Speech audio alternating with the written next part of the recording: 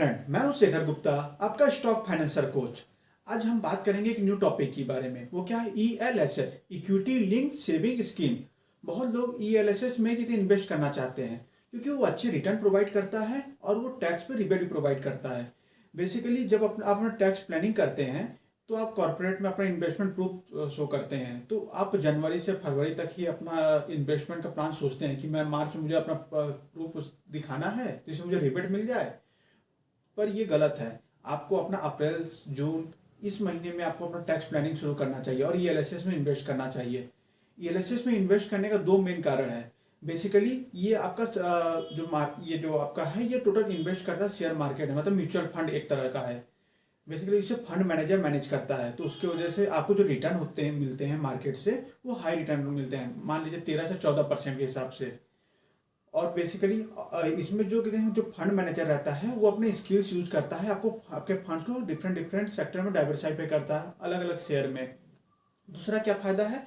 आपको इसे tax rebate मिल जाता है सेक्शन 80C के तहत, जिसमें आपको 1.5 लाख तक का रिबेट मिल सकता है। ELSS भी उसमें आता है। आप चाहें तो 1.5 लाख तक का कहते हैं टैक्स रिबेट पा सकते हैं। चलिए इन दो कारण की वजह से इसके बारे में जानते हैं। पहला क्या है आपका रिटर्न कैसा होगा, ये हमारा पहला पॉइंट है। और रिटर्न टैक्सेबल होगा क्या कि नहीं, हमें किस में इन्वेस्ट करना चाहिए, लमसम में इन्वेस्ट करना चाहिए, SIP में मतलब सिस्टमेटिक इन्वेस्टमेंट प्लान में। इसका लॉक इन पीरियड क्या होगा, मतलब कितने साल के लिए ये कितने जमा करना पड़ेगा, और अगर जमा करना पड़ेगा तो इसके कितने टैक्स लगेंगे, ये टोटली चीज़ हम लोग समझते हैं। पहला हम लोग क्या जानते हैं, आपका कितने मेजर बेनिफिट्स क्या है। बेसिकली ये आपका जो है कितने आपको हाई रिटर्न प्रोवाइड करता है। आपके पैसे सीधे फंड मैनेजर आपका शेयर मार्केट म्यूचुअल फंड के थ्रू यहाँ पे इन्वेस्ट करता है। ELSS बेसिकली एक तरह का म्यूचुअल फंड ही है। तो जिसकी वजह से आपके जो रिटर्न आते हैं आपने जो एक्सपेक्ट किए रहते हैं वो लगभग 13 से 14% आते हैं, क्योंकि मार्केट उस तरह का रिटर्न प्रोवाइड करता है, क्योंकि आपके कुछ शेयर कितने इक्विटी में भी इन्वेस्ट होते हैं। तो इससे इन्वेस्ट करने के लिए आपको क्या टैक्स लगेंगे ये आपको जानना है। बेसिकली सेक्शन 80C के तहत आपको इसमें टैक्स भी पे करना पड़ेगा, क्योंकि अब आ गए हैं कि आपको जो आपका 1 लाख से ऊपर आपने इन्वेस्टमेंट करके रखी है 1 साल में, आपको उस पर जो रिटर्न मिलेगा उस पर long term capital gain tax लगेगा 10% का। पर इसमें एक चीज़ और है, आपको सेक्शन 80C के तहत 1.5 लाख का जो रिबेट मिल रहा है वो ELSS में भी ELSS भी कवर होगा उसके अंदर, मतलब ELSS में इन्वेस्ट करके 1.5 लाख तक का आप रिटर्न टैक्स रिबेट पा सकते हैं। दूसरा क्या है, हमारा ये रिस्क फ्री है कि नहीं। बेसिकली इसे फंड मैनेजर अपने मैनेज करता है। आप म्यूचुअल फंड में डायरेक्टली इसे इन्वेस्ट कर रहे हैं ELSS के थ्रू, तो फंड मैनेजर अपने नॉलेज और स्किल के हिसाब से आपके जो फंड है उसे डिफरेंट डिफरेंट शेयर में डाइवर्सिफाई यूज करता है। अगर 1-2 शेयर के प्राइस नीचे भी आ गए तो और सब शेयर के प्राइस हमेशा ऊपर ही रहेंगे। तो इस हिसाब से आपके जो रिटर्न होंगे मार्केट में बहुत अच्छे होंगे, लगभग 13 से 14%। बेसिकली आप उससे भी अच्छा रिटर्न पाना चाहते हैं 20% का, तो आपको मार्केट में खुद ही इन्वेस्ट करना पड़ेगा। उससे कितने डायरेक्टली आपको शेयर मार्केट में अपना कितने पैसे लगाने पड़ेंगे। चलिए अब इसके कहते हैं जो ELSS है उसके हिसाब से कहते हैं और भी कहते हैं उसके स्कीम है उसे भी कंपेयर कर लेते हैं और देखते हैं इसके फायदे क्या हैं डिफरेंट डिफरेंट पैरामीटर में। पहले कहते हैं ELSS हम कवर करेंगे, फिर FD कवर करेंगे, फिर PPF प्रोविडेंट फंड यूज करेंगे, फिर NPS कवर करेंगे अलग अलग टर्म में। रिस्क क्या है, इसमें मॉडरेट रिस्क है। बेसिकली आपके जो फंड होते हैं वो कितने फंड मैनेजर आपका डाइवर्सिफाइड कर देता है अलग अलग सेक्टर में, तो उससे आपको रिटर्न अच्छे मिलते हैं। आप FD की माने, FD में कितने आपका फंड सिक्योर रहता है, गवर्नमेंट बैक रहता है, जिसकी वजह से कितने आपको जो FD में जो बैंक में पैसे जमा करते हैं उसमें कितने रिस्क बहुत कम रहता है। और क्या PPF पब्लिक प्रोविडेंट फंड या EPF, इसमें आपको कितने गवर्नमेंट बैक रहता है जिसकी वजह से आपके पैसे सुरक्षित रहते हैं।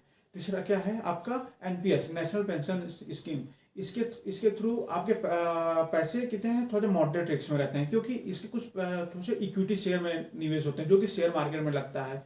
दूसरा अपना क्या है कहते हैं लॉक टाइम, कितने टाइम के लिए आप लॉक कर सकते हैं। बेसिकली आपका ELSS 3 साल के लिए मिनिमम टाइम इसका 3 साल रहता है, आप 3 साल के लिए इसे लॉक कर सकते हैं। FD आपको कितने करना पड़ेगा, आपको ये 5 साल के लिए करना पड़ेगा। जो FD के लिए रहेंगे कुछ प्लान रहते हैं, उसी तरीके से आप अपना EPF या PPF के लिए रहेगा वो उसका मिनिमम पीरियड कितना है 15 साल, और आपका NPS का मिनिमम पीरियड क्या है रिटायरमेंट तक आपको इसे रखना पड़ेगा। और अब देखते हैं टैक्सेबल रिटर्न क्या है। अब इसमें जो टैक्सेबल रिटर्न है आपका ELSS में वो आपको पे करने पड़ेंगे। क्योंकि इस पे कितने आप 1 साल या मतलब 5 साल के बाद अपने पैसे निकालते हैं या 3 साल बाद निकालते हैं, मान लीजिए आप 12 लाख रुपए निकालें, या कितने आप इन्वेस्टमेंट अधिक कर रहे हैं 1 साल में 1 लाख से ऊपर, जो 1 लाख से ऊपर आपका इन्वेस्टमेंट रहेगा उस पर 10% का long term capital gain tax अब लगना चालू हो गया है। तो आप थोड़ा सा सोच समझ के इन्वेस्ट करें इसमें। और बेसिकली जो आपका एफडी रहता है उस पर भी कितने हैं आप जो उससे रिटर्न मिलते हैं आपके इंटरेस्ट के ऊपर, उस पर भी अब टैक्स लगता है, तो उसमें भी कितने आपको थोड़े रिटर्न लो आ जाते हैं टैक्स के बाद, मतलब 5 से 6% ही बचते हैं। पीपीएफ में क्या रहता है, ये कितने हैं ट्रिपल ई है, एग्जैम मीन्स इस पर आपको कोई टैक्स नहीं लगता है क्योंकि गवर्नमेंट बैक रहती है। यहाँ से कितने टोटली आपके एम्प्लॉयमेंट प्रोविडेंट फंड ये टोटली गवर्नमेंट बैक रहते हैं, जिसकी वजह से आप इसमें रूल होता है कि आप इसमें टैक्स नहीं देना है आपको। और कितने आप दूसरा क्या है NPS, national pension savings scheme, तो इसमें क्या रहेगा आपको टैक्स नहीं देना है। चौथा पॉइंट हमारा क्या है, कितना ये कितना पोस्ट टैक्स रिटर्न प्रोवाइड करता है। पहला जो हमारा ईएलएसएस है वो लगभग 13 से 14% के तहत पोस्ट टैक्स रिटर्न प्रोवाइड करता है। दूसरा क्या है आपका एफडी, ये आपका कितने हैं ऐसे तो 7 से 8% आपका इंटरेस्ट प्रोवाइड करता है, पर जो अब टैक्स लग जाते हैं उससे घट के ये 5 से 6% हो जाता है। और आपके पीपीएफ आपका पब्लिक प्रोविडेंट फंड ये 8% का टैक्स प्रोवाइड करता है, मतलब कि उसको टैक्स तो लगा नहीं, तो जो रिटर्न है जो आपको इंटरेस्ट मिले उतने ही मिलेंगे। और तीसरा क्या है नेशनल पेंशन स्कीम, इसमें क्या रहता है आपका कितने जो रिटर्न मिलते हैं 8 से 13% मिलते हैं। क्यों, क्योंकि कुछ फंड एनपीएस वाले कितने आपने बताया था डेब्ट में भी इन्वेस्ट होते हैं, कुछ कितने आपके इक्विटी में भी इन्वेस्ट होते शेयर मार्केट और डेब्ट बॉन्ड्स में, तो जिसकी वजह से इसका बेसिकली 8 से 13% इसका रिटर्न रहता है। 13 से 14% क्यों रिटर्न रहता है आपका ईएलएसएस का, क्योंकि मान लीजिए कि आपके कुछ पैसे कितने शेयर मार्केट में लग गए ईएलएसएस के, जो कि 15% रिटर्न प्रोवाइड कर रहे हैं, और कितने आपके मान लीजिए 10% long term capital gain tax लग गया, उसका ओवरऑल एवरेज आपका आ जाएगा 13 से 14%। तो इसमें अच्छा रिटर्न आप एक्सपेक्ट कर सकते। चलिए हमने देखा कि आपका ईएलएसएस में आपका कम ही लॉक इन पीरियड है, मतलब 3 साल में ही अपने पैसे निकाल सकते हैं, और रिस्क भी मॉडरेट है, और तीसरा सबके मुकाबले ये हाई रिटर्न दे रहा है 13 से 14% का। तो अब इसमें जानते हैं आपका एसआईपी में इन्वेस्ट करें या लमसम में इन्वेस्ट करें, मीन सिस्टमेटिक इन्वेस्टमेंट प्लान में इन्वेस्ट करें या लमसम, मतलब एक साथ ही पूरा पैसा डाल दें मार्केट में। इसको समझने के लिए हमें थोड़ा मार्केट को समझना पड़ेगा। जिस तरीके से कितने आप अभी कोरोना आया था, तो जिन्होंने कितने मार्च के मंथ में 2020 के एक अमाउंट पूरा पैसा डाल दिया था मार्च में, उन्होंने कितने अभी इस समय में जो बुल मार्केट चल रहा है उसमें हाई रिटर्न पाए हैं। पर जिन्होंने कितने 2018 के समय में आपने देखा होगा कितने जो एसआईपी में इन्वेस्ट किया होगा, वो चाहते कि 2020 में अपना पैसा निकाल लें, तो वो उनको रिटर्न बहुत कम मिल रहा है क्योंकि मार्केट पूरा नीचे चला गया था। तो इसलिए हम लोग जो एसआईपी या लमसम में इन्वेस्ट करें उसे सोच समझ कर इन्वेस्ट करें। एसआईपी क्यों कहा जाता है कि आप जो एक लॉन्ग टर्म के लिए आप इन्वेस्ट करते हैं उसका एवरेजिंग रहता है, एवरेजिंग अच्छा रिटर्न मिलता है, क्योंकि मार्केट अब जो चल रहा है वो अभी बताया गया कि अभी 50,000 रुपये सेंसेक्स चल रहा है, वो लगभग कितने 5 साल में 75,000 रुपये हो जाएगा लगभग, मतलब 5 साल में कितने हैं आप जो रिटर्न एक्सपेक्ट करते हो एसआईपी के थ्रू इन्वेस्ट करके वो अच्छा रिटर्न हो जाएगा। पर जो आप लमसम में इन्वेस्ट करते हो वो क्या रहता है एक साथ ही आप इन्वेस्ट करते हो, तो वो आप अच्छा सिचुएशन देखकर ही आप इन्वेस्ट करें, क्योंकि वो आपका शॉर्ट टर्म में बहुत अच्छा बेनिफिट दे सकता है अगर आप सही सिचुएशन सुने तब। तो इससे ये पता चलता है बेसिकली अगर आपको मार्केट का नॉलेज है, अगर आप मार्केट को समझते हैं कि मार्केट कब अच्छी अपॉर्चुनिटी देगा, कोरोना जैसे या कितने 2018 की क्राइसिस थी या 2000 की क्राइसिस थी, डॉट कॉम बबल था, या कितने 2018 के कितने आपका फाइनेंशियल क्राइसिस थी, तो उस समय में आप लमसम में इन्वेस्ट कर सकते हैं। पर उसके लिए आपको मार्केट में बने रहना चाहिए, वह मार्केट का टोटल नॉलेज रहना चाहिए कि मार्केट किस तरीके से वर्क करता है। पर अगर आपके पास टाइम नहीं है मार्केट को समझने का, इसका नॉलेज लेने का, या कितने उसमें आगे इन्वेस्ट करने का, तो सबसे अच्छा है आप एसआईपी में इन्वेस्ट करें, क्योंकि मार्केट जिस तरीके से ग्रो कर रहा है, कितने अभी 10 सालों में ग्रो किया है, 2010 से लेकर 2020-21 तक, फिर 21 से 2025 तक जो ग्रो करेगा 75%, राकेश झुंझुनवाला ने बोला है कि 75,000 तक सेंसेक्स चला जाएगा। तो उस तरीके से अनुमान लगा के आप एसआईपी में इन्वेस्ट कर सकते हैं लॉन्ग टर्म के लिए। चलिए देखते हैं आपका लॉक इन पीरियड आपका सिप और लमसम अमाउंट में कैसे रहते हैं। जैसे हम लोग कितने लमसम में अमाउंट में इन्वेस्ट करते हैं, मान लीजिए आप 1 लाख रुपए इन्वेस्ट करते हैं आप 1 अप्रैल 2020 में, तो उससे आप कब पा सकते हैं 1 अप्रैल 2023 में, ये 3 साल का पीरियड रहता है। पर जो हम लोग एसआईपी में इन्वेस्ट करते हैं, मान लीजिए आपने 1 लाख रुपए इन्वेस्ट किया 1 अप्रैल 2020 में, तो वो आप सेम टू सेम 1 अप्रैल 2020 में पाएंगे। अगर आपने 1 लाख रुपए इन्वेस्ट किया 1 मई 2020 में, तो वो आप 1 मई 2020 में पाएंगे। अगर जून में सेम टू किया तो सेम जून में पाएंगे। तो तो ये टोटली लमसम आप और शिप में डिफरेंस है। अब हम देखते हैं आपका कहते टाइप ऑफ इन्वेस्टमेंट, मतलब इसमें आप इन्वेस्ट करेंगे तो किस टाइप में करें, ग्रोथ में करें या डिविडेंड में करें। ये दो पार्ट में रहते हैं।